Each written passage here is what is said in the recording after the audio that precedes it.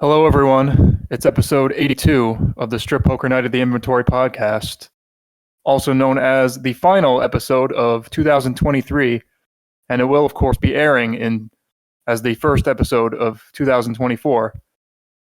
But I only care about what I think and my own perspective and my own feelings, and we are recording this in the waning days of 2023, so that's what it's going to be. You should have figured that I only care about myself based on the characters I made. I am SPNanon, your host. And as for the complete opposite viewpoints, we have my co-host, Nord. Say hi. Hi, everyone. Sorry, I was just... He's a man of the people. He makes characters for everybody. Sorry, I was just busy setting up another character file there. Hi, everyone. Welcome to the podcast. Happy 2024. Not going to say anything. Not going to jinx it. Not going to tempt fate this time. I think we've all learned our lesson. And we have with us a guest who has been on before, has been on in what I guess you could call the revived podcast, depending on where you draw the line necessarily, but he has not been on since 2020. I took a look. It is Cavendish, the maker of a number of characters. I will let him reintroduce himself and what he's worked on. But you should know, this guy is the absolute biggest fucking dweeb we know, because he just so happens to be a Discord server owner. Yes, it's truly the lowest form of life possible.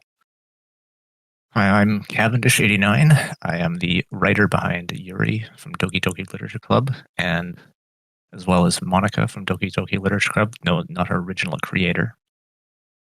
I'm also the writer behind Pura Nikos from Ruby. She was actually my first project.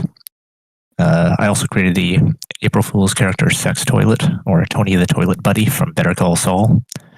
And my most recent project is Yae Miko from Genshin Impact. I am also, as mentioned, the owner and administrator of the community server.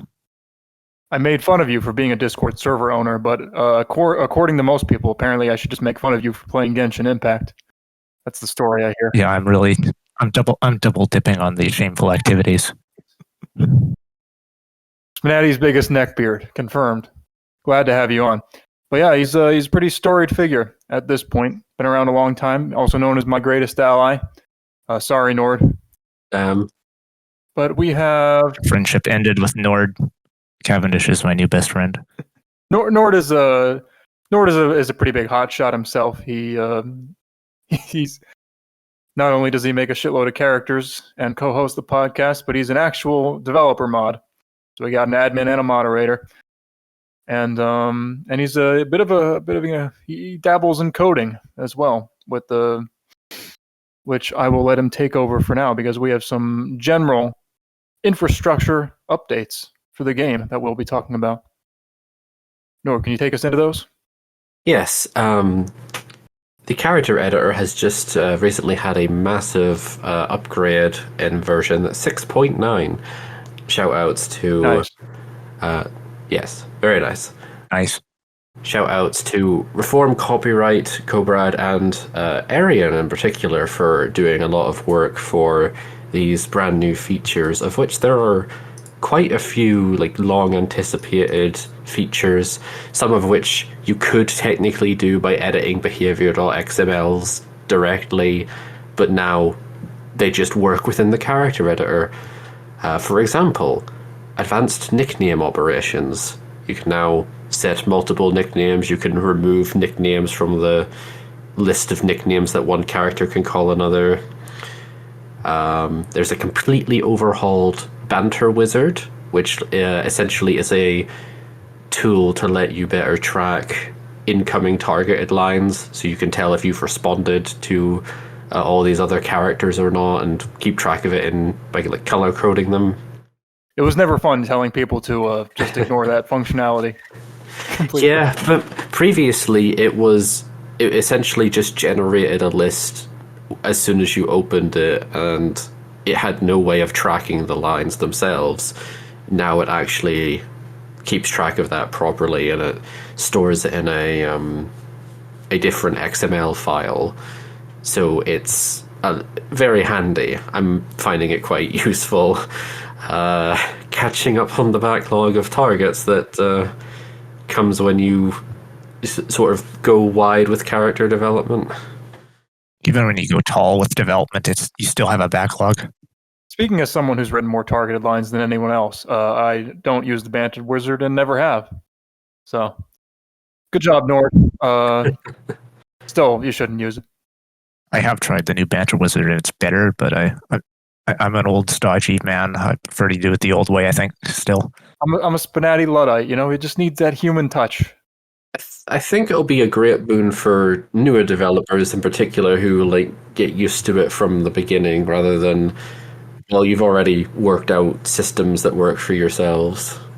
Yeah, I know. I've been trying to all the new features that came out over the last couple of years, even shit like the pose maker for how long that's been in there. I finally had to break my old stodgy ways and finally just admit that there's just stuff I don't know. The new Banter Wizard does work better, although sometimes I still find it gets the conditions wrong or categorizes the line incorrectly. So it's not always doing what I want it to.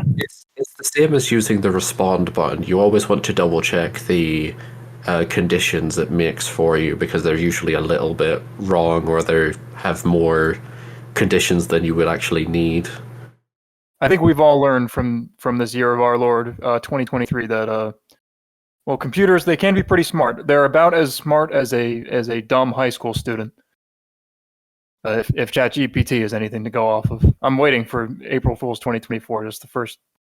Just a character that's written entirely by ChatGPT. It's just a live webhook to ChatGPT and it generates a new character every time. But there's more features. We just fed all the dialogue into that. I think people have tried that in the past with different AIs. But there's more features for the new character editor version. Yes. Sorry for derailing you. For costumes, there is now a skip layer option, which essentially means a costume can have fewer layers than the base character can. This has especially been useful for summer outfits, as the feature was implemented a couple of versions ago before 6.9, but it's included in this major release as well. So it gives a lot more freedom when it comes to making costumes. What was the feature? Sorry. Skip layers. Ah, right. Oh, right. That's been in the game for a while, but it's been added to the character editor, right? Uh-huh. There's always this delay because there's it's possible because the character editor is separate from the game, so yeah. There are new features that can be pretty easily coded in, like something like an epilogue description box that I've advocated for, but there's this delay where it needs a character editor support added as well. I think this was added in 6.8.1. So it was a version available a few months ago. You might be right. Yeah. It's still a relatively new feature. Only a handful of characters take advantage of it, but I find it's very useful. And you can add layers, right? That's probably never going to be a thing unless someone wants to completely restructure how the character editor works, because it would just break the main file. That's what I've been having, or I'll talk about this a little bit later. But I've been working on alt skins for Meia and Jura. They're more clothed than they are in the base models. I had to work around that by them just taking off 3 things at once. Yeah. I think the skip layer thing is definitely going to be noticeable with summer outfits, because with older ones, there's characters with 1 billion different accessories just to pad out the layers to reach 7 or 8 or whatever their base skin has.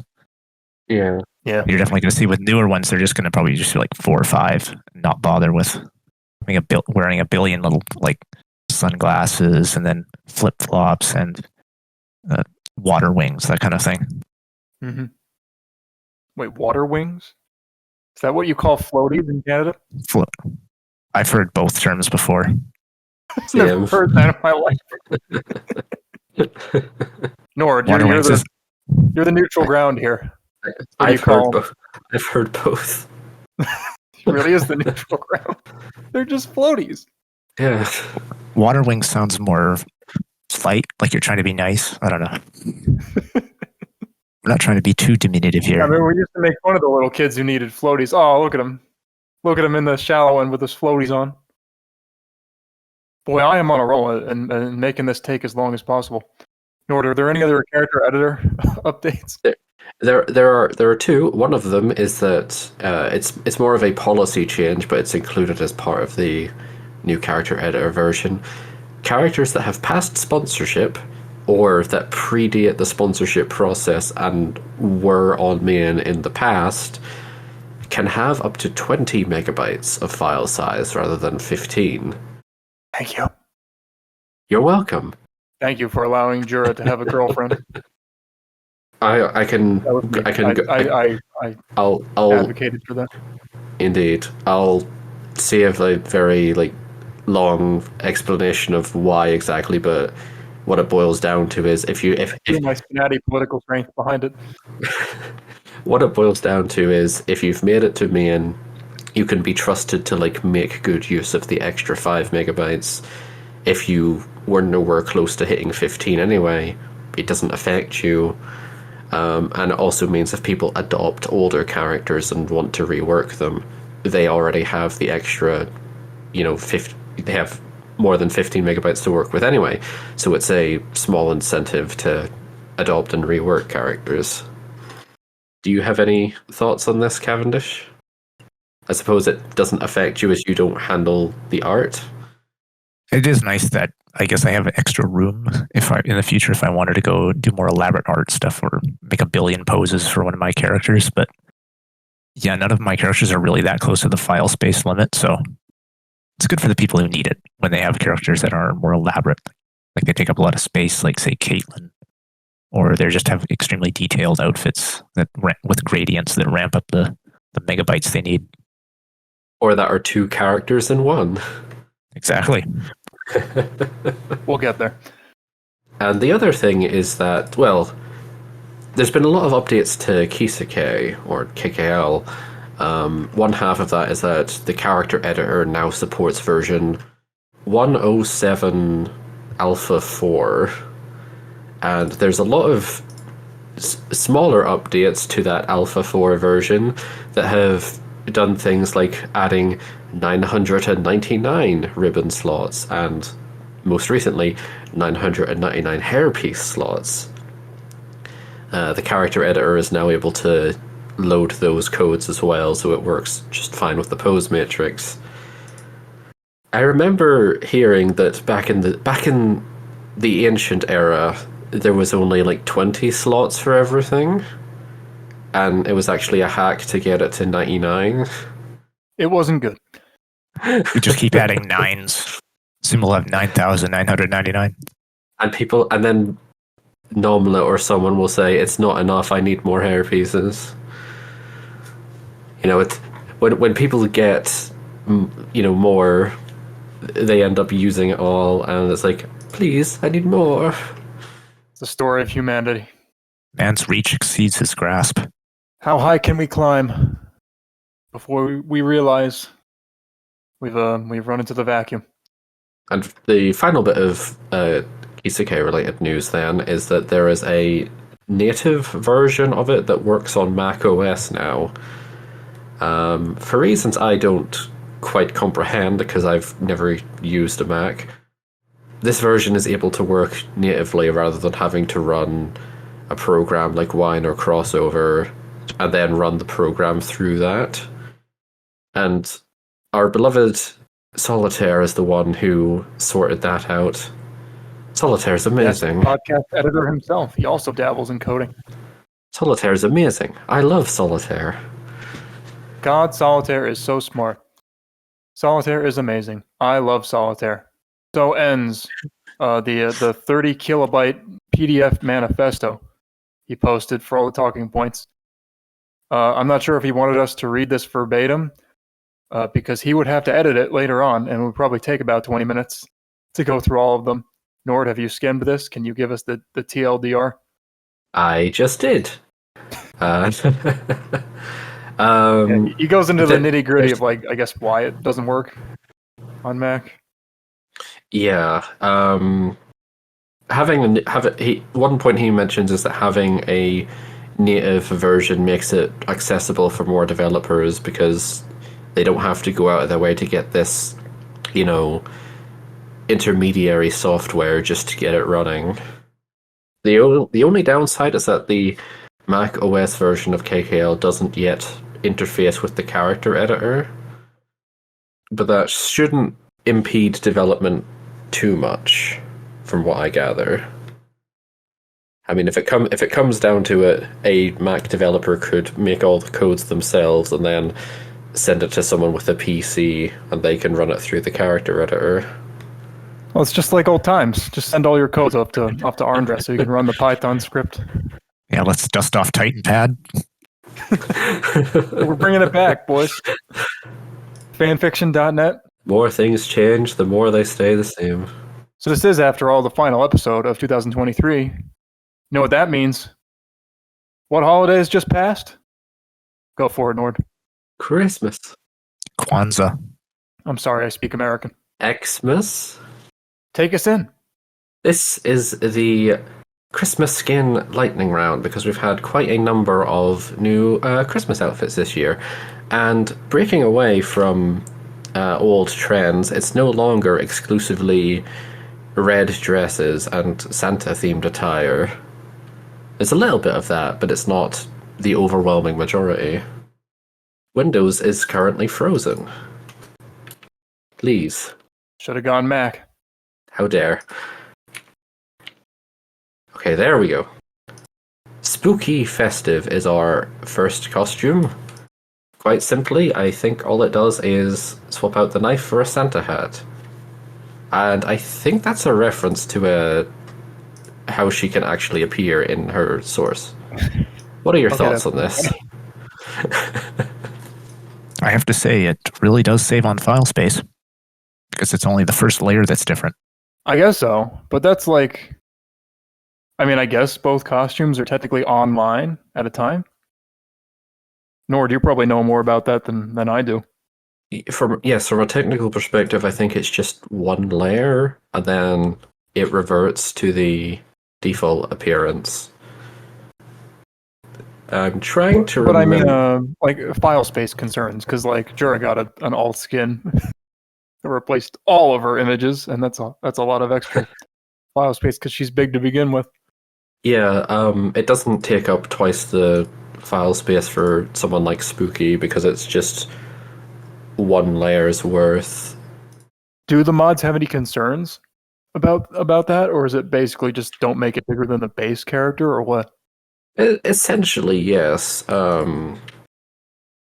If you're going out of your way to make costumes, like, the general advice is, it is basically sort of a trust thing. Like, we can see when you upload the costume if you've done something horrendous and uploaded a costume that's one whole gigabyte in size somehow. Well, I must say, this is a gigabyte's worth of effort. Giving her, literally, it's the default Santa hat in Kisuke. That's the only change. And I think she has, like, one or two lines that reference the hat, but I don't know how much of it. She's not that different. Let's be real. I noticed. We can move on to Joey here, who has a much more of a Christmas costume. But I noticed that I've been targeting all the costumes in the game, all the different alt skins. There's a surprising trend now of, like, characters get the new art, but they have, like, maybe 3 lines total that are actually contingent upon it, and most of their stripping lines or anything else doesn't really seem to change at all. I think that might just be oversights in general. Like, I know Rosa has a couple of lines that shouldn't play if she's not in her default outfit, but I haven't felt like updating her recently. But regardless of that, here's one that is a pretty good effort. Toymaking clothes for Joey. I think it's really good. What do you think, Cavendish? She's really got that Keebler core style going on. One thing I noticed is that her bra is really fuzzy. That's probably the fuzziest bra I've seen in the game. But other than that, it's It's a good costume. It's decent enough. I recognize the hair pieces. Not bad, though. Not bad. Still eating a banana. Should probably have like a candy cane or something. That's a good idea. 0 out of 10. Good idea. I will use this chance to shout out that Blue Coin's been adding some interesting poses that are worth checking her out for. Yes, flashing poses on all of his girls. He's been doing art updates in general. I guess he's into that, and a lot of people are. I've been thinking about some nip slips or something, but it's not really my thing. Mm-hmm. Nord, you made a Christmas costume. In fact, I think you made 2. That I did. Here is Aqua Kingdom Hearts' Winter Flurry outfit. And as it's becoming a trend, I have to design a completely original Keyblade for every single one of her costumes. Why? Because... Is it called Snowfell? Now that would have been much more clever. What did you call it? Winter Flurry. Ah. So they're named after the Keyblade, the skin is. Yes. Anyway, why did you make this one, besides obviously just liking Christmas jumpers, as you call them? Well, yeah, I like Christmas jumpers. It's really warm and cozy, and it's for Aqua Kingdom Hearts, it's a chance to do something like completely different. Like you have this Final Fantasy inspired character who has like a very over the top, not at all realistic or practical outfit, and now she's just wearing normal clothes, pretty much. Good for her. Slipping into my Christmas jumper right after swimming in my water wings. She's good. You know, I get the appeal of just putting a character in street clothes. As you might imagine, again, not really my thing. Bah humbug. Next up is another costume you made. Yes, the other Aqua, Aqua Konosuba, has this canonical outfit now. Why is she dressed like Josuke Higashikata from Part 8? Because It's funny because this costume is a real like one scene wonder in the Konosuba anime, but it's really cute. So I'm glad it was made. yeah, she wears it for like one episode to go hunting snow sprites. To make a quick buck. Is that like jellyfish fishing? Honestly, pretty much. And then she's got that pose, like she needs to firmly grasp it. But yeah, just a cute outfit was fun to make. This is what I'm talking about, man. Everyone's just like, oh, look how cute the outfit is, and not much in terms of writing. I mean, I know you're not her writer, but it's more of a fire and forget type of thing. I guess the lazy man solution is just wait for bug reports about lines that don't fit the costume. That's what I do. Exactly. I mean, I write new lines, but there are also plenty of just other lines in other cases that reference like this default costume, and I just wait for bug reports because I'm not going through all that shit. It's the only way to stay sane. All right, okay, I got chocolate to eat, I got bitches to get, and we have demons to cover. Oh, we did it at the same time. Aha. Mari Setogaya's second winter costume, fucking 15th overall. Yeah, she has 2 summer costumes and 2 winter costumes now. What is it with Mari's having a million costumes? It's ask my man's. The inner machinations of his mind are beyond us mortals. Yeah, I think he just really likes her. And who can blame him? No, I mean her and the other Mari from Omori. She also has a fuckload of costumes. So does Cagliostro. Oh, yeah. Yeah. You didn't get my joke. Well, Omori Mari now we do. Omori Mari has no festivality costume. This and Joey, because she's an elf instead of a Santa, which is pretty neat. This sort of marks like I guess you'd call it like a meta backlash, because I think in past years a lot of the Christmas costumes were Santa dresses. And okay, yeah, she's all She's got her transformation wrapped up like a kitty cat thing. And this is like, there seems to be a very like concerted effort to do something other than a Santa dress, with all these costumes. I saw some backlash going on. Can't say that's a bad thing. Well, speaking of which, Nord, which costume is next? I have to actually scroll up and see. This one by I don't know, some guy made it. Yeah. I think it may have appeared in the anime. I don't know. Do you know? Barnett's Okay. outfit did, but I don't think Jura's did. Were you asking Cavendish, or were you seriously asking me if I knew or not? I was asking you for the sake of the funny. Joke's on you, I've seen Vandred. It's true. They walk among us.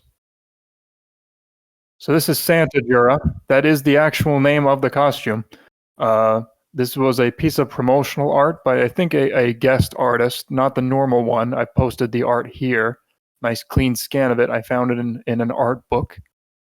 It was on trading cards and things. She never wore it in the show. There was a Christmas episode, but she didn't dress up in it. I guess they considered that some kind of missed opportunity, because in the next season, this promo art showed up and it got turned into an official model figure called Santa Jura. May your new days will be happy, it says, with these extremely low-res pictures, which is the only reason I know what her like stockings and heels are supposed to look like. Oh my gosh. Yeah, nice crusty 2001 internet. Honestly, I'm lucky to have even found these. But yeah. 1080p HD. This was my first foray into like making a model or like an alt skin all by myself. Cupid Meia has been updated. You'll be seeing her in come Valentine's Day, but I enlisted the help of Phonebox and Omboro and Locket for that. So thank them very much. But I did this all myself, and you can see Barnett is also in a costume. And I think it's important for that to change as well, for both she and Barnett to reflect the different costumes. Mm-hmm. But yeah, this is one of her aprons. Barnett has several different aprons in the show. I think 3, and I chose this one because it's the skimpiest. And also, her hair clip is missing. That was her little moment of character development that you find out. I'm embarrassed to say that I only realized it was gone and that she removed it at all halfway through making the costume. But it'll be good in the long run, which is another reason why I went with this one, because eventually I'll have other costumes where it's also removed. What's the significance of the hair clip? I don't know. I guess it makes her look, girly and younger and less mature. I like that for the costume itself, you have Jura bring up the mythos of Santa Claus, and of course, for Megere, Santa is a woman. It's Megere. Megere. I think someone else. I think Locket also thought that was like Romaji or something, and it's not. Yeah. I'd say another thing I like about it is the little pull on her panties Jura does in one pose. Looks good. Yeah, she has a. I mean, I had to adapt everything. There's a version of that with her thong as well. So yeah, it's just a Santa dress, and it's apparently it's outdated. It's out of style. People are moving on to other stuff, but I mean, this is right here. It's what she's wearing in the promo art. Can't just make something up. And I think it works well enough. I wouldn't overthink it. Nothing wrong with the Santa outfit. It's just it's a lot of characters have done it, so people wanted to do something new. Mm-hmm. Yeah, it's the same with the summer outfits actually, where because the skip player feature was added, so people could make costumes that didn't have a million accessories.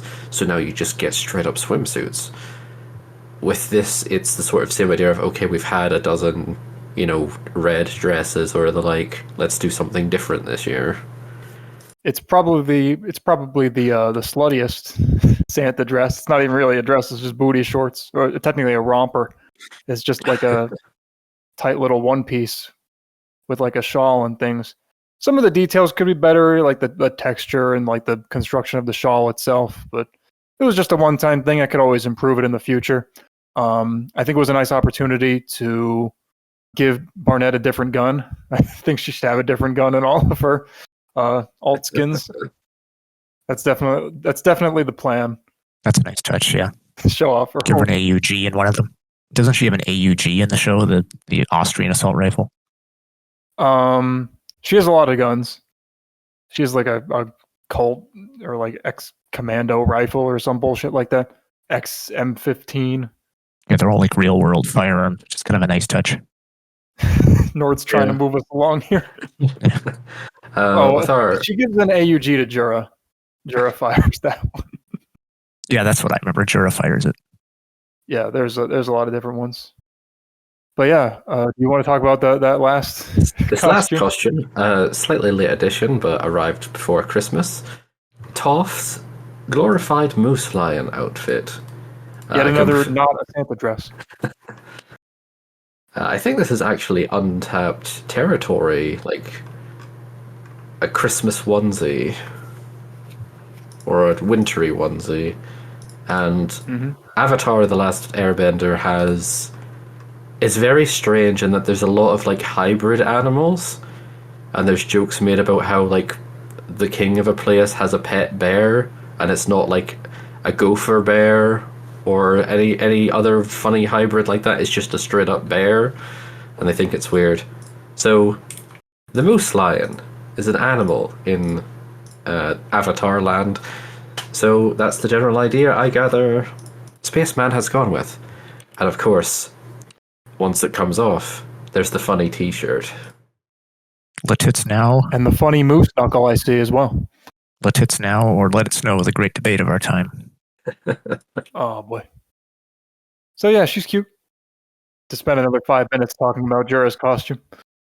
I like the trend of the silly looking onesie. I think Kyoko Toshino has the tomato onesie as well. It's something you see sometimes, but not too many characters do it.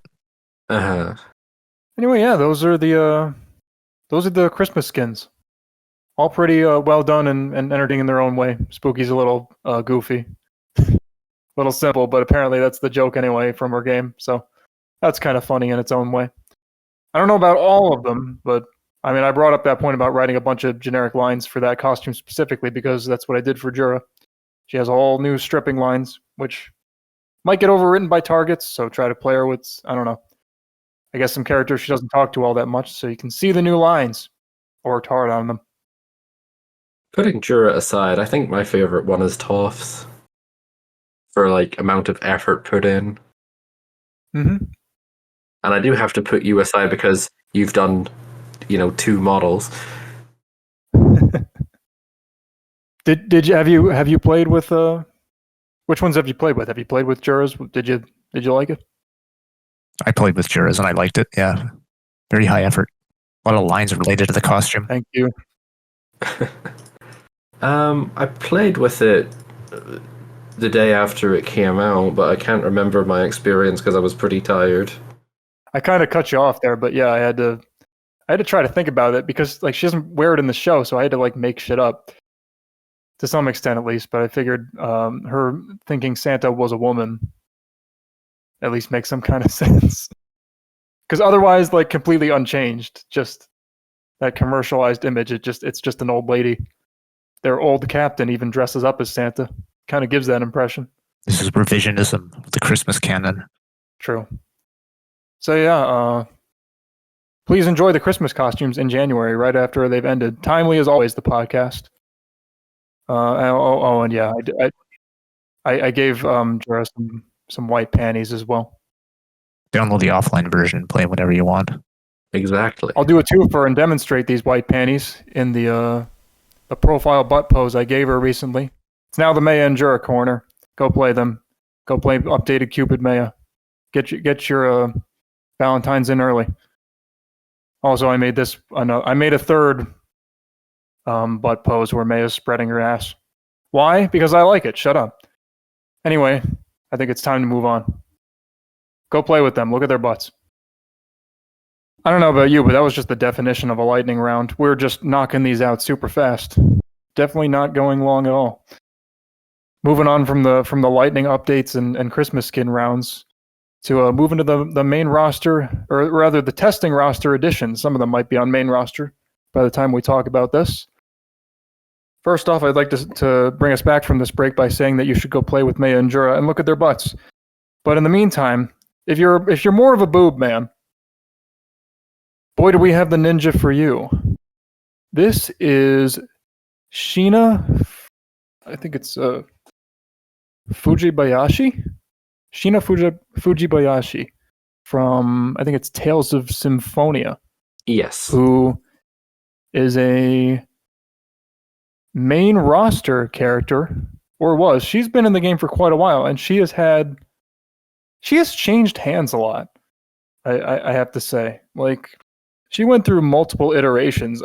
Solitaire, I'm sure you can find the really older Sheena, but she predates any of my work, I think, in some capacity. Her original version is from 2017, and it looks like she's had 2 or 3 visual updates since then. What's the opposite of Pinhead Larry? Jesus Christ. Looks like the Kisuke gremlin there. That's advanced Kisuke head. That's bigger than the fucking default.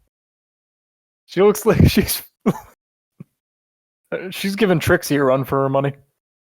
That's even older than the one I remember. Oh, maybe you can find it. But she was rocking other art for a long time. Proposed by Horse Killer, by the way. And then Just Kidding, illustrious guest Just Kidding, took over and gave her quite the facelift and the boob lift as well, we'll find out. But yeah, he updated all of her content as well, even the epilogues. I haven't done that shit yet. I still have to update epilogues with new art, but he got it done. And she looks great. And I think he wrote some new lines as well, but she feels like a modern character, I'd say, in most respects. She doesn't feel aged at all. Cavendish, I'll let you say your piece. What did you think of Sheena's art rework? She's soon to return to main roster. Well, I quite liked it. It was, I definitely remember the older art looking, a lot more jank. Specific things I noticed was like one thing, she kept the card spin pose. It's a custom pose where she has a card spinning in her hand. There also the new model, it sort of de-emphasizes the nostrils. Before, the model sort of had 2 dots to show the nostrils, but now there's just sort of a line to demonstrate where her nose is. It looks a lot better. Because otherwise it kind of looks like a pig. Voldemort nose in the old model. Yeah, kind of the pig nose, the Voldemort nose. It matches the art style of her source really well. I could actually show a example of what that looks like. Have you played Tales of Symphonia? I have not. Nor have I. You, the RPG guy, you're out here playing Xenoblade and you're not playing Tales of? Well, anyway, the model looks really good, but it's just, if room for improvement, it would be like the sleeves and the boots. They could be a little more accurate, but overall, it's pretty good. I like just some of the expressions in her poses look really good, like the shrug pose, the sun pose, the mad pose. The facial posing there is really strong. There's some good special effects when she's losing clothes, like the smoke effect that SPNanon posted. There's also another special effect when she loses her top. She has multiple different animations of summoning spirits, I believe. I forget what the term is for them. Yeah, those look pretty good too. She has a kneeling forfeit, although she switches to sitting for the heavy portion, but I don't know. I would have gone with sitting for the whole time. The epilogue's different than I remember. It seems like longer, but a lot better. The art definitely looks better. Also, she's kind of... I think he may have added to it. Yeah. Yeah, I think he did improve on it and add to it. Also, she's surprisingly player fixated. Like, he just like he went he updated all of her content, not just the model. Anyway, go ahead. Yeah, the scope he went for is really impressive. He just did everything. Last thing I noticed is that I didn't remember her being as player fixated, but that might be like leftover older writing. I don't think it's really not a bad thing. It's kind of a subjective choice, but it's just something I noticed that she kind of mentions me and talks about the player a lot. But that's it for me. Nord? I noticed the player fixation too, although more to the extent of she kept trying to taunt me, and as I briefly mentioned to the two of you, I couldn't get her to lose, so I had to cheat to see her later stages. Like, legitimately, I don't know how good she's supposed to be, but she wins pretty consistently, it seems. I always play with debug mode on, just in case. When in doubt, enter the Konami code. I just won. I just played one game and beat her. Just get good. Damn. Actually, I played 2 games with her and beat her. Just because I love those tits that much. I did a sponsorship game with her, and then I played her again.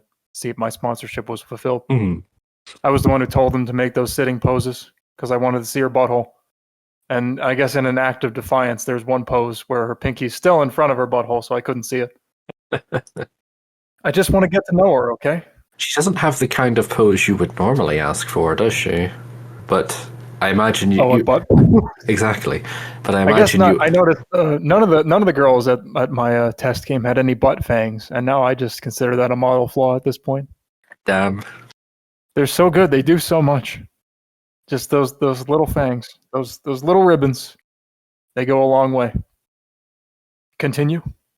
Overall, she's got phenomenal art. I have to say, like, I'm just looking at her in those test games. I was mentally taking note of different things I need to try when I'm posing characters in future, because there's a lot of little details in the way her face emotes that really sell different emotions, especially the smug and more mischievous ones. Yeah. But even just subtle things like her looking around are like very well crafted. Just kidding. Already knows a lot of the things that I would say because I wrote a sponsorship for her. But I will note she's very nice cleavage, very nice like custom looking clothing. Like he actually like made like fully like the kind of old timey bra or brassiere or whatever that she has, for instance, with like the thick supporting band and the cleavage associated with it. Like that's all custom, and the way it's protruding against her robe, I guess. Mm-hmm. Like that's really custom and it looks really nice. She starts off with this kind of like serene, dignified air that you might expect from a ninja character, but she makes really goofy faces at the same time, and she kind of gets flustered, and that's fun. I cannot believe I've never thought to do this, and apparently nobody else has. She actually has sweat beads all over her body when she's masturbating. And I just feel like a fucking moron. Just redid all this goddamn art, and now she does, and they don't have that. And it's God. What was I thinking? I did that with Meia, but it you? is. I did. Well, for a couple of I must poses. not have noticed. Yeah, but that's a really great detail. So it's good for Just Kidding to have added it. Yeah. I noted that she had very intense nips. That's what I wrote down. I think it's because of the bold black lines for the nipples themselves and just very vibrant pink. I like him. Yeah. I mean, it's good to have nipple variety. Yeah, I like how they look. Overall, just a top tier art all around, really. And the writing is quite good.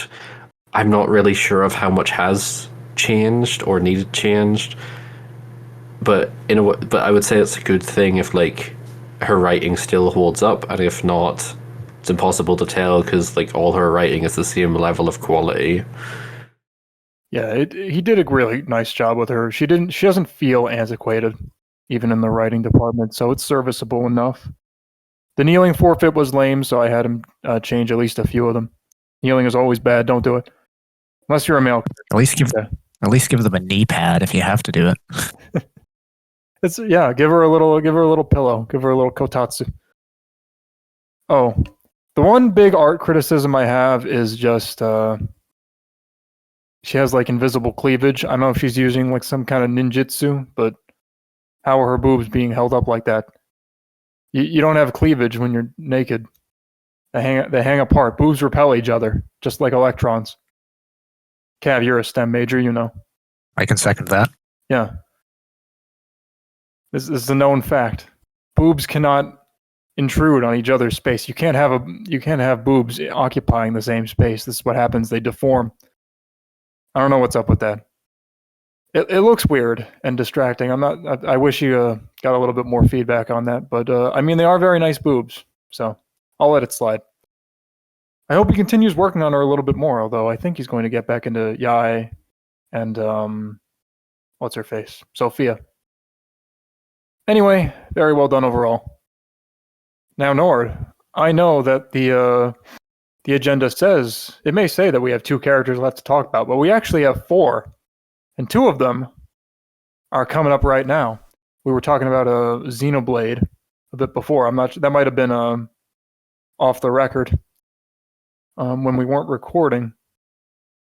But these are characters from, I believe, Xenoblade 2. Yes. The game that I thought nobody liked, but apparently Nord corrected me and said that it's underappreciated now. We've come to realize. This is Zeke and his girlfriend / butt buddy / personal electrical appliance, Pandoria. Tell us more about these characters and why you just can't stop. I mean, you just can't stop. I just can't stop. Can we go one fucking podcast without you making characters, okay? We have a character from you. Talk about every single goddamn episode, and now you're just like, hey, here's 2 more. Well, listen, we always talk about Meia and Jura as well, so just make more characters and we can talk about them.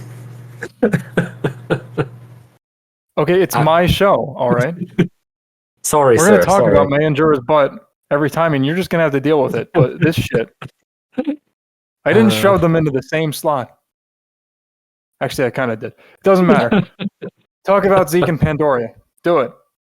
Okay, so in the context of Xenoblade 2, they show up twice as, like, very goofy Team Rocket style antagonists, but then in their 3rd meeting, you actually find out, okay, Zeke is actually, like, putting on an act. Like, him being goofy is an act. He can drop it if he needs to, and he, like, completely floors the entire party before you have the actual boss battle against him.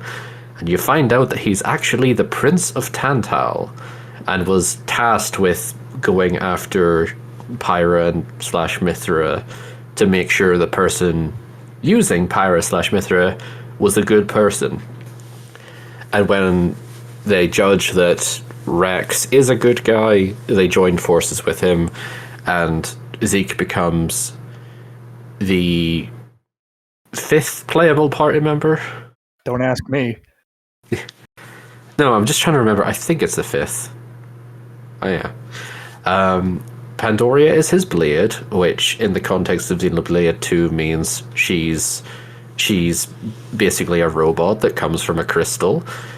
If Zeke dies, she would return to her crystal and lose her memory until someone else came along and, like, gave her a new life, and then she would start from scratch, essentially. There's a lot more context and nuance that I won't get into, otherwise I'll have to summarize all of Xenoblade 2. But essentially, the 2 are very inseparable. Quite literally, it seems. He's got a chunk of her in his chest. Indeed. So, like, why these characters, you know? Why these characters? Because I love their dynamic, and I realized it would be just a lot of fun to write them, and it would be a fun technical challenge to see if I could make them work.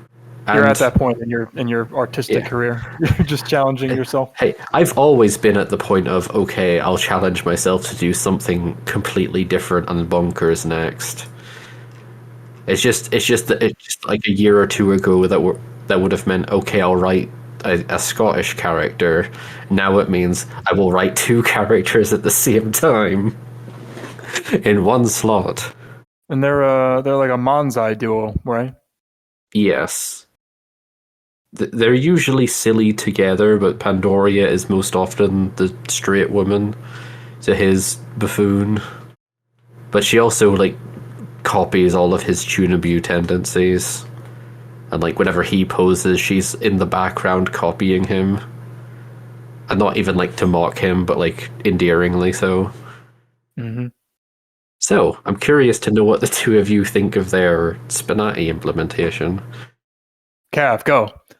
Well, I definitely say there's great comedic writing going on with them. Just the comedy duo, I think it works really well. I'd say you took full advantage. When you're doing a dual character, you can just, for generics, you can just have them chat with each other or say something together. And yeah, a lot of their lines are really funny with them just, setting up a punchline. Often Pandoria delivers the punchline. There's also good lines like when Pandoria loses her dress, she says, "It's so last season." I thought that was good. Also, at one point, Zeke commented on there's like a line targeting the player's sexuality. I don't really see many characters do that, or really specifically, like there's ones where they target the player if they're marked as like tagged as gay or lesbian. But in this case, he commented on me being straight, which I hadn't really seen before. So nice touch. In terms of where to go, in the future, I'd suggest maybe more lines for the opponent forfeit. Seemed they started repeating there, not in my game, but yeah, just what a blast playing with them. They're hilarious. As is often the case, they are quite light on late game generics, which is always something I tend to add in towards the end of the testing cycle. New character thing, it's fine. But those are the most fun to write. Save all your writing energy for the end, man. That's what players are waiting for. Dude, I've been writing like lines, generic and targeted, just for years now. Just thousands and thousands of lines. It's only recently that I realized I should have just been spending all that time drawing custom butts and then having Meia look me in the eye and say, "Look at my butt," and jerk off to my butt, because I can just vomit out 300 lines of that and have a blast do it. It's my lifelong dream, okay? It's my boyhood dream to have this happen to me. Have her talk dirty to me. I don't know why you would have a fewer late That's game his lines. self-actualization. Yes. Exactly. I've been wasting all my SPNatI career when I could have just been doing this shit. Well, no, you had to build up to this point to make it happen, you know? I really didn't. Other than just waiting for code monkeys to come up with better key solutions. It's kind of like how professional athletes spend most of their time practicing so that they can be good enough for the actual games. Exactly. Like I would not have been able to make these two if I didn't have all the prerequisite skill. Although that said, I did outsource the hair to Purple Kuroi, and I'm waiting on her to be free to do hair for their the reverse, so I can give them butt poses. Speaking of, we're gonna hear about Kuroi again. Next episode. They've been putting in good artistic work, but Nord, I have to remind you as your host, because you left a note for yourself to explain the light bulb shoulders and tail and head. Oh yeah, what's up with the light bulb chick? She has. How did you avoid the fuck zone? The trapezoidal area where you can't put any ribbons. How did I avoid it? I toggled it off entirely, because you can do that now in Kisake. I had to rebuild some of her upper body out of ribbons, but it meant I could just slap on image attachments for the upper arms to get the authentic see-through look. And it's quite funny that when I was making her model, I noticed for the first time, yeah, she has light bulbs on her shoes. Also, according to an art book, she can unplug the tail. I need to dream up some kind of and plug it into his ass. What's the significance? No, I need to think of some kind of situation where she can do that for comedic effect. Is that how she charges herself, at the wall? I imagine she could, because it's Xenoblade 2. The blades all have a different element, and hers is electric, obviously. And I said and I don't know where I was going with that. I mean, you got really creative with it still. I mean, there's this pose where she's giving him a tail job. You made them very lovey-dovey, which is nice. I mean, you saw how inseparable they really are. They feel like they know each other, and that they do really care. And it's nice that comes across. I don't know how much of this character you worked on before or after like Jura and Barnett. I'm not trying to say that like I influenced you or anything, but I'm just relating my own experiences or like writing companion characters. Because it can feel like a bit of a struggle because like sometimes you feel like you have to have both of them say something, and it's hard to know like when to have that restraint. Okay, I disagree somewhat because it was one of my design goals from the beginning to make sure, both for like technical reasons of how their character slot operates and just how their dynamic works. Zeke says most of the lines unless someone is specifically wanting to talk to Pandoria. Like Miko, for example, is just like, "Oh, it's so lovely to have you here, Lady Pandoria." Oh, and Zeke's here too. Jura and Barnett didn't really influence their writing at all.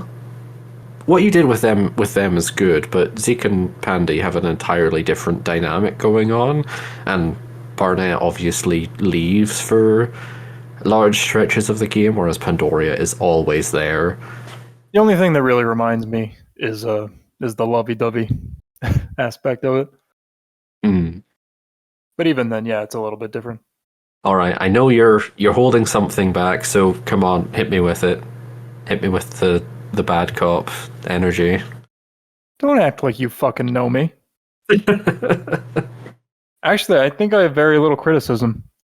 I'm struggling to read some of my scribbled down notes. I mean, Cav talked already about how like they do a good job with the expressions to sell the act, like with Pandy's glasses going opaque sometimes. I guess I could say like sometimes the lines were funny, and sometimes maybe this is just how Xenoblade is written, but it does feel like sometimes the joke or whatever can go like one line too long, or like one phrase too long, where you could have just like maybe put that idea in another line. You know what I mean? It's that thing where like you have the punchline and then the character keeps thinking out loud, and it kind of undercuts the punch of the joke. Uh-huh. So like maybe just try to like take that idea that like, oh, you know, on the other hand, and maybe like make that a different line and work off that some other way. That's a good. That's a fair point. Yeah, it's difficult to. This is the first Tunabu I've ever written. It's the first two Tunabus I've ever written. So it's hard to know how much to balance the overly verbose. Is he really a Chuny? Because like he actually has magic powers. He's the same category of Tunabu as Megumin or Official, where he actually has phenomenal powers, but he goes even further with like the act of it all. Oh, how did he lose his eye, by the way? He didn't. Okay, that's just the Chuny thing again. He literally like kept losing his other contact lens, and so he went with an eye patch instead, and he goes with, this contains the eye of shining justice. If I took this eye patch off, it would lead the world to ruin. And it's very clearly set up as just him being a goof. But then in New Game Plus, you can unlock it for real, and it like reduces his attack cooldown to 1/4 of a second for a minute. So he like legitimately gets super overpowered for 60 seconds. That's a nice touch. Okay, so my only other comments are really minor things. Okay, Pandoria just has her own folder apparently. So like yeah, like the art here is super detailed and impressive. Just when I think I've wowed the world, you come out with this shit. It's just like an incredible detail. I'm gonna assume you drew a lot of these as like Flash imports. Yeah. That seems to be your thing now. Not that it looks bad. I don't know why a light bulb girl has an entire mat of pubic hair. You can't even see her skin underneath. That is fur. That is fur, my friends. I don't know what's up with that. It was done to match Zeke, honestly. Okay, fair enough. Normally, I think kneeling forfeits are dumb, but Zeke is kind of the main character of the duo, and it's fine on male characters, so whatever. Let's see. Oh yeah, there's no visual change for the finished stage. They just look the same as naked. That's a little lame. I always That's recommend. That's file space saving, right? Right, Nord? Well, he is fucking big. They are already at 13 megabytes, and this is with. He doesn't have any stage 8 images aside from like the just finished one. So Okay, he has that's pretty they clever, have actually. they have to go back to their stage 6 poses, and hence this is why they cleaned themselves up. All right, fair enough. He is a big guy for you. If I wanted there to be more of a visual change, I could layer sprites over it, but that would require a lot more. It would be a lot more fiddly because it would have to do that for every like custom for every pose because these arms and all move around. I don't know. And He it's has just custom balls, and apparently he has dynamic penis technology, DPT for short. I didn't really see that because he ate shit and died in my game immediately. well, okay, yeah, that's why you didn't see any difference between stage 6 and stage 8 because he lost immediately. He wasn't rocking out full mast the whole time. I guess he should have been. So that's why my final comment must be relevant because he has dynamic penis technology. I must say, his balls, they're a little bit aliased. It's really the cardinal sin of the whole operation. Please, when you're looking at Meia and Jura's butts, don't look at their obviously aliased heads that I rotate all the time in Photoshop. Don't look at that. Anyway, moving on. Not much I can do about that unless I redraw as an SVG, I guess. Do either of you have anything else to say about Zeke and Pandoria? No, I'm good. Good as always, Nord. Thank you. And we'll get a chance to say more about them. And like, where do you want to go with them? Do you have any other comments? No, I think I'll just. Future plan? I think they're pretty self-explanatory. No big plans aside from just getting them through testing. I've already made a big distraction, I'll say, because Namasp came back and slid into my DMs because I made a funny targeted line where they comment on the fact, "Hey, Sucrose, you look pretty similar to Pandoria. Haha, isn't that funny?" And then one thing leads to another, and they have 100 lines both ways and a special interaction. So that's enough. I'm not going to dwell on this, but if you're up to date on the dual forfeit game, Namasp is a bit of a slut. So yeah, I was able to indulge in that, and now I have to do the rest of the essentials. So, Cavendish, any other final thoughts on Zeke and Pandoria?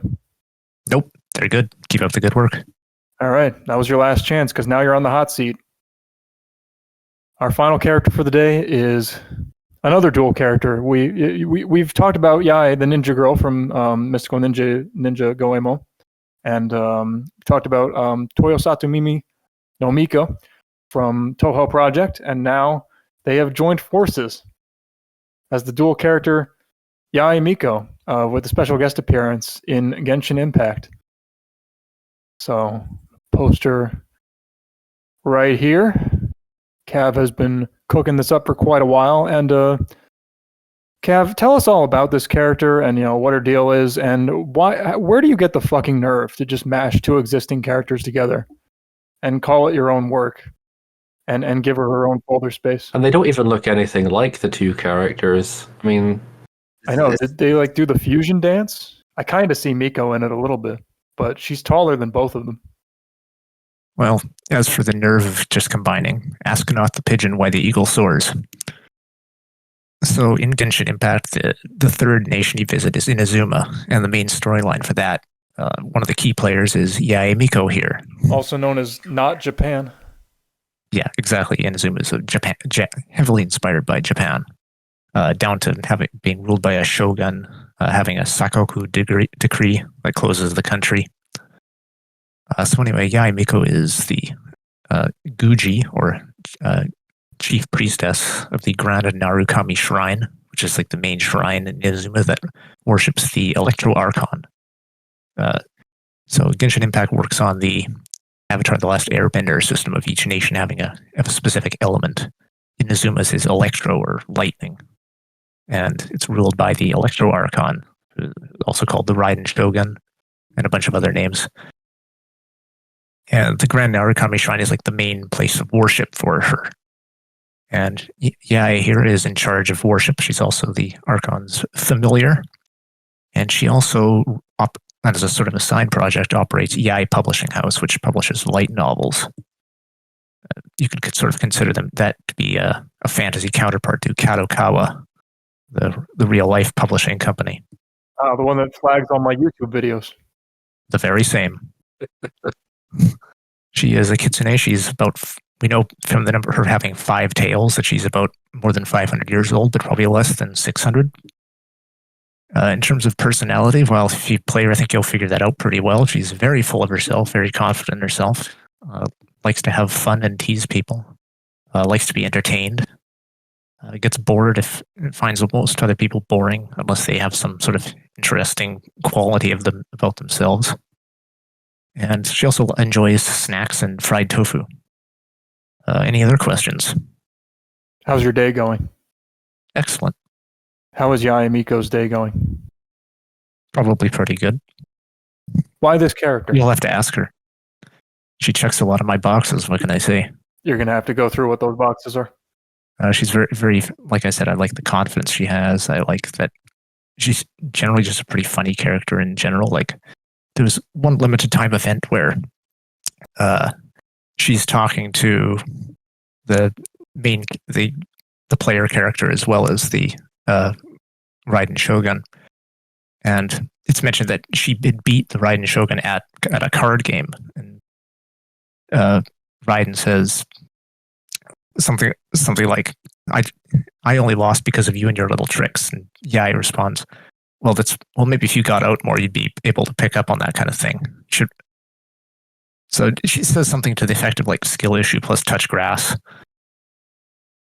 Just that sort of level of I don't care. Just the self assurance, the not concerning herself with what others think. It's quite entertaining. The eloquent sass she carries herself with.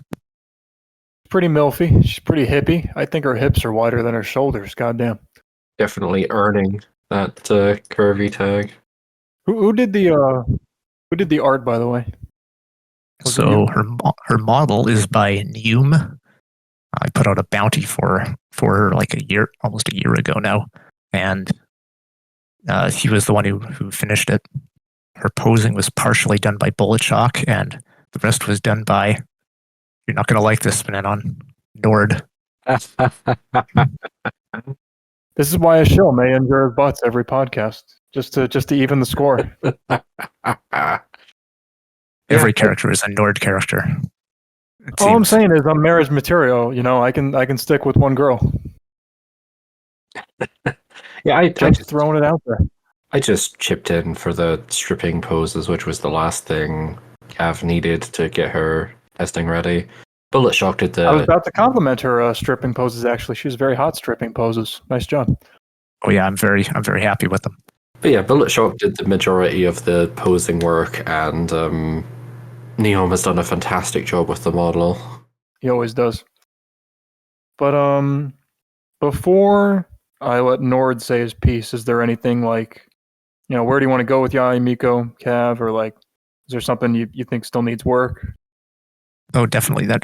I'd say her current issues is that I tried to do like the hard to impress, high standards thing where she's kind of dismissive of the game, but I think I went a little too far in that direction. I need to kind of make her more invested in the game as she goes on. Otherwise, she just comes across as like, why is she sticking around? She seems bored. Yeah. Another issue is that I think I didn't give her enough of like an arc over the game, like a character arc. So I need to sort of give her, that kind of combines with the interest thing. I need to sort of give her a change in attitude as the game goes on. I also had someone suggest that I should make her a little more mysterious, but that might be subjective. She's not that mysterious in the game. And how do you make someone more mysterious? Do you just have them say nothing more? Yeah, I don't really know how to do that. I don't know. I'll talk a little bit about it, but Nord, go ahead.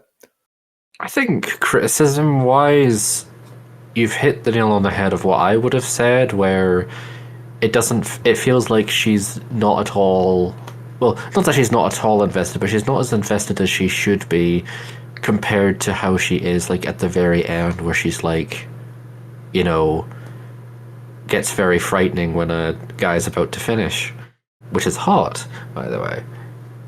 You've done a very good job with this mature and very assertive dialogue, and I think a lot of the time you show off how less is more in getting this sort of personality across, where she's not always saying, just 2 words and that's the whole line, but she does that often enough where you can tell when she is interested versus when she's not interested in what's going on. It's just that you need to push that a little more towards the is interested side of things when the game gets into its, late stages. She does have a competitive side to her, so I just need to sort of write that in. You can definitely lean into that a lot if she gets an unlucky streak or the like. Those are always fun to write, especially if it's a character that doesn't normally get annoyed or doesn't annoy easily. Yeah, I did give her a lot of filtered lines to opponents, but yeah, this consecutive losses is something I should probably give her some lines for. There was a fair bit of repetition in her lines, and I would say it was mostly towards males that it felt like it was repeating, although I don't know if that's just because I got unlucky. I thought I gave her a fair amount, but it could be that I need to write more. Well, that's the thing. You always need to write more. But this goes for everyone. You always need to write more. More is always... The more you write, the less repeats people will say. So I think in my test game of her, she didn't repeat at all. I was like, oh boy, I hit jackpot. But she didn't repeat that much. It was only a couple of lines. Like must strip lines or removing minor lines? Must strip lines and opponent forfeiting lines. I saw 1 or 2 repeats. It's not an infinite resource, but recently I've found that if you want to just get some inspiration and vomit out some lines, just make a new pose. Poses need lines. They need a home. I mean, I just got Nord to makes 4 new poses for her, so I'm way ahead of you there. I wasn't going to mention that, but yes. You're just working behind my back. But my turn? Or do you have something else? Just my closing thoughts are that I'm struggling to think of things to say, to the point where I'm bringing up, I saw, a handful of lines repeat. But it's not a major flaw because the average player won't be, that attentive or have debug mode on, so they wouldn't even notice. You've done a really good job so far. You could go for sponsorship tomorrow and there would probably be little to say aside from filtering to specific tags to make sure she can fully react to some of the weirder situations that we now have in this game. Actually, one of the things she has a lot of is reactions to must target lines. Because there was one point in her development I was feeling lazy and didn't really want to write more generics, so I just wrote a bunch of those. But yeah, actually I was planning on putting out for sponsorship after this podcast episode airs. Ah. Well, then take heed of our advice. For example, by the time you've gotten to this part of the podcast, she's probably up for sponsorship, so go play with her now. I'm reviewing my notes here. The topmost one is bit lesbo ? That may have been a little bit of my own mind creeping through there. Are you a Yuri fan? That's more than I meant to chicks. Okay, I mean that's not really Well, I don't know. I think I realized. Me too. I wrote 2 space lesbians, but I still want. I mean, I just write lines to men as if they're talking to me. Oh yeah, I know. I get what you're getting at. I think it's just I kind of unintentionally wrote her as having higher standards for men than for women. It wasn't really something I intended to do. I kind of realized it after I wrote her, but it might be something I'll work on in the future. When it was women stripping. I noticed because she was just shitting on Zeke the whole time for losing. She was still in her early stages, so she was very bored. But yeah, I mean, you're already well aware of this problem, but it's just like, yeah, talking. It's like what I said last episode, where talking about how bored you are is very boring. You know, like it kind of brings the whole game down even more. That's another case of like show don't tell. Like if you want to show that she's bored, and it, like have her like do something to entertain herself. I don't know what she does to like even just like just whip out a book out of nowhere. Like who cares about like Hammer Space or whatever? Have her like review a manuscript or something like that. Just what does she do when she's bored is far more interesting than talking about how boring everyone's being. Unfortunately, her kind of saying like that is stuff like that is in character, but I probably should reduce it or make them more variety in terms of what she would say or do when she's not like, being entertained. She had a lot of variations on the idea of like, oh, this is boring, but like, okay, what are you bringing to the table besides highlighting that? Like, then you make it interesting. That's a good idea. I don't know, but it's like what you said. She just seems like I didn't know why she was there, or like she expected to be impressed by like gloves and shit. Like, why? If it was like calling my dick unimpressive, it's like, all right, I can work with this, bitch. But you know, a time and a place. I think redirect all that shit away from the competitiveness of the game and towards sexuality, and otherwise just socialize. I'd say is my advice there. Her label, as in the default name characters used for her, seems to be Lady Yae. That's bad. Change that. It should always be as neutral as possible. Reminds me of when Uhura's label was Lieutenant Uhura, regardless of tone and whether everybody would call her that. If I'm comparing to Uhura, you know things are bad. And she never was really called. She isn't really called Yae Miko that often in source. Usually Gucci Yae or Lady Yae. So I was just sort of going what she's usually called in the source. But I can, if there's enough pushback, I could just switch to be Miko by default. Yeah, you should always make it as neutral as possible because there are characters that would use their name but would not use a title. I had to make a nickname for Meia and Jura because like they always address people who are a little bit older in a bit more of a respectful way. I think they call her Miss Yae Miko all the time. Yeah, I noticed that. I thought it was amusing. Mm-hmm. Yeah, she had a lot of like lore dumpy lines, which are kind of interesting, but it was hard to engage with as someone who's a bit more unfamiliar. It seems like something that should sort of like come up more in targets because, again, it's just kind of like a question of like, damn, that's cool. Who asked? She has a lot of like interesting things going on. I just think they should be like more prompted. She was just kind of explaining them to nobody. I was trying to do a bit of self-exposition, but keep it sort of natural and in a context that someone who hasn't played the game would get it. But I don't know, maybe I didn't quite succeed at that. I mean, I kind of got what she was talking about. It was just kind of apropos of nothing was the problem. It's always a bit tricky to do because you want to have your character talk about the lore, but it does come across just do that in targets, man. Like, I don't know. Yeah. Chirping should be about sex. Talk about sex and balls and vaginas. You could have them like mention something offhand in their strip sequence, then bring it up again in hand any. The key is to make sure they don't do it out of nowhere to begin with. I will say she had very funny meta commentary on like fiction trends, like alluding to or isekai coming and going. That's straight out of the game. Some fun stuff there. Or shonen tropes. Yeah, and like I said before, she had hot strips, good body, nice forfeit faces. There was when she had a very nice lip bite. I guess Nord did that. I don't think I did the lip bite. Maybe this is it. Yeah, it is. And it's like, that's what I'm talking about. It's like, yeah, finally she gets into it. But she's just one of those characters where it just takes way too long. Like, even when she's masturbating, it doesn't happen until the very end when she's about to come. And it's like, I know she's supposed to be a little bit more put together, but you should still have like some breathing and some stammering and some interjections, at least during the whole masturbation stage, if nothing else. Just because, I mean, if you're going to work yourself up to that point, it is hard to keep your composure completely. And I want to see more of this Yae Miko. I think she'd be really something special. Maybe take notes from like Maria or something. Well, Yae Miko's dialogue is heavily inspired by Turandot. Another good choice. Mm-hmm. Her pubic hair situation was not inspired by Pteranodon, I don't think. I don't know why she's shaved. It seems...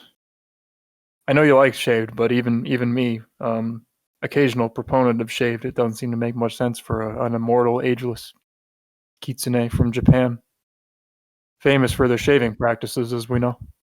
To each their own. I mean, it's a fantasy setting, so... And isn't it just how The you... kitsune thing did not come up Isn't very it just much. the way you got the model? That's also true, yeah. I was surprised by... I forgot she was like supposed to be like a kitsune. Right up there with the Senko. It came up only very briefly. It doesn't come up that much in the game either. Like, only really when it's relevant. Anyway, I think you're off to a really good start here, and I'm gonna wrap things up. It's just, take it a little, a bit further. But you seem to already be well aware of that. Just give her a little more cracks in the stone wall, because I think she's funny overall, and she's I like what she's going for. I just think you need a little bit more of the sauce.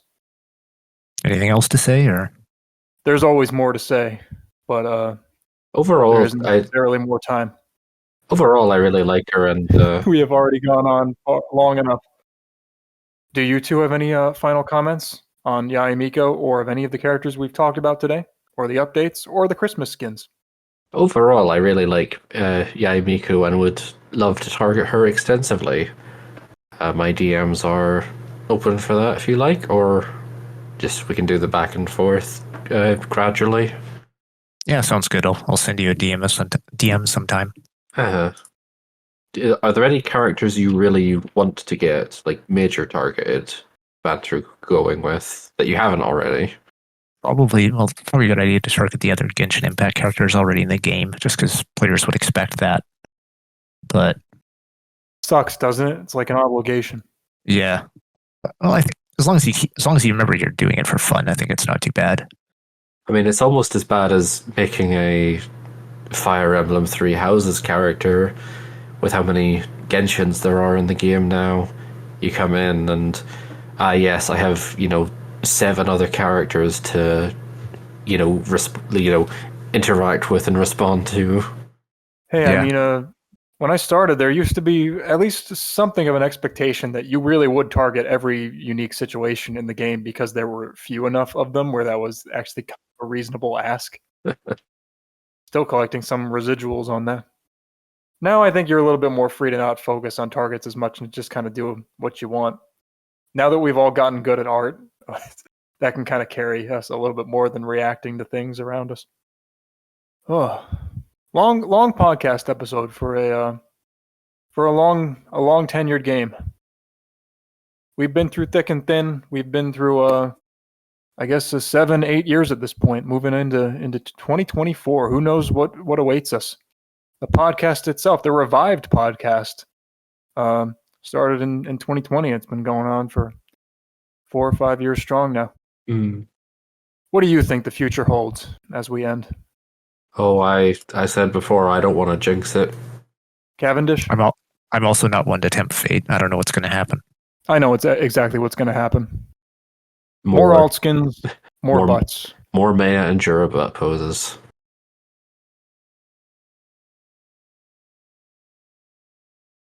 I don't know about you, but that was just the definition of a lightning round. We're just knocking these out super fast. Definitely not going long at all. Now we're going to have a 2-minute break before recording the next part because Nord has to pee. How dare you? Airing his dirty laundry like that. Cavendish, have you ever seen Metal Gear Awesome? Metal Gear Awesome? Yeah. I guess not. Is that like a parody of Metal Gear Solid? You know, the classic Newgrounds Flash cartoon. I'm afraid I'm not much of a Newgrounds head. Yeah. You know, Ego Raptor, back when he was called Ego Raptor and not Aaron Hansen. Oh, well, I've heard of it. Ego Raptor, definitely, yeah, but I haven't seen all of his work. That's all I think about whenever I make these butt poses. There's one line where the Meryl's just like, I'm going to go ahead, look at my ass. That's just what I think about the whole time. That's what they're saying. Yeah. And it turns around, I'm going to spread my cheeks, look at my ass. Yeah, I just have the ass man monologue from the prison school stuck in my head. All right, I'm back.